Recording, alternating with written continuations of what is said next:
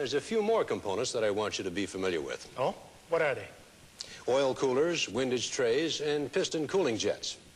Let's take a look at some oil coolers first. Not all engines use oil coolers. They are sometimes found on high-performance engines, and those engines that are used in high-load or high-stress conditions, such as police cars, off-road construction equipment, stationary engines, or in some cases, truck engines. They can also be of different designs. This one uses engine coolant to absorb excess heat. Others are designed like radiators and depend on airflow to dissipate heat. Another point that's important for you to be aware of is the positioning of the oil cooler on the engine. Why do you think it's placed after the oil filter rather than before? Well, the reason is that oil filters best when it's hot and thin. When the oil is cool, it thickens, which would make it more difficult for the oil to pass through the filter. Also, it's very important that the temperature of the oil is low enough to adequately cool and lubricate the bearings. This next component is a windage tray, or baffle as it's sometimes called.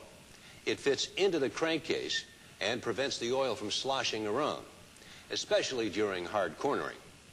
If the oil sloshes around and contacts the rotating crankshaft, it can cause oil foaming, which can be damaging to an engine. Why is that damaging? Well, when oil is foaming, it means that there's air in it. If the air gets into the oil lines, it means that a continuous flow of oil is not getting to all the components, which would cause damage. A good early warning signal for this condition is upper engine noise caused by collapsed lifters. I see what you mean. This last component that I wanted to show you is a piston cooling jet. These are often used in diesel engines to cool the piston head. This jet sprays oil against the bottom of the piston while the engine is running.